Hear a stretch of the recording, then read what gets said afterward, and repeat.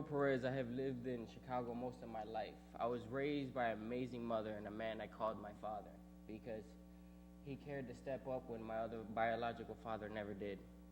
Life in the city was not easy, but I liked it because it was very busy, very bright, and all my family lived out there. I first came out to the suburbs about 9 years ago. We lived here for 3 years in Lombard.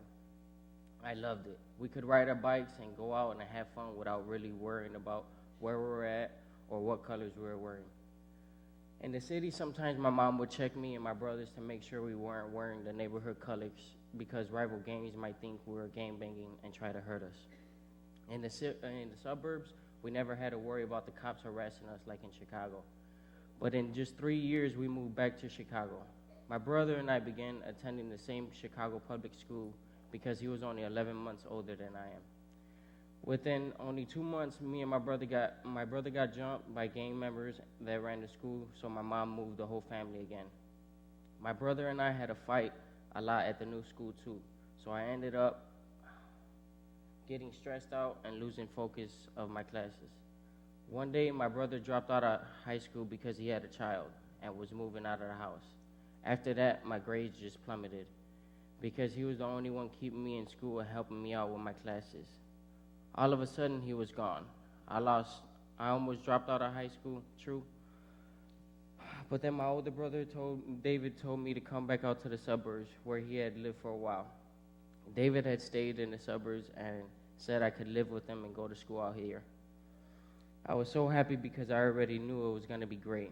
I wanted to do good and graduate high school and even college. Not many people in my family had graduated high school, and even less college.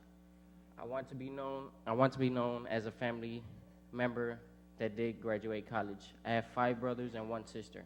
I want someone they could look up to. I went to school and graduated only 1 semester late, even though I had previously been so behind. Even though graduating was so good, it made me face 2 difficult options: either go back to the city or stay out here. I chose to stay out here. It was hard. Eventually, I met Johnny Lucas, who gave me the best offer I could get. He offered me a place to live and a helping hand while I struggled to get on my feet. Thank you, Johnny. I moved in with him immediately, but there was a catch. I had to go to church with him on Sundays. Yeah. And every other weekend to feed the homeless downtown. I began reading the Bible he gave me, and even when I went to Bible study sometimes. But I didn't know what to do. Do I give my life to something I don't know is there or even exists? No. But then I realized I needed a change. I needed that person in my life that would never leave me. Sometimes I would kind of talk to myself and discuss things as if someone was there. Now I know it was God all along.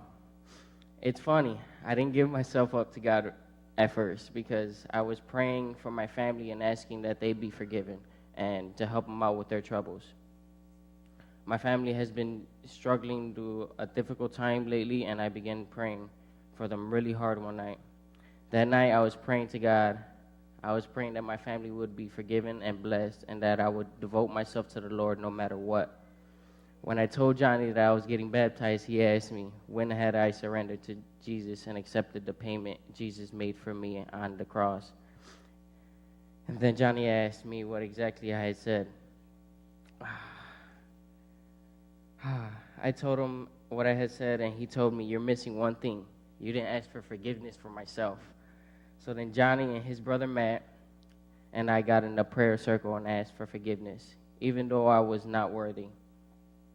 I know that we all have things that God wants us to do, and God shows us along the way. Like people that may be hungry or need a Bible. Now I want to do what the Lord wants me to do. I want the Lord to use me as He wishes. Thank you for all helping me, especially my family, my mom, and my dad. Thank you.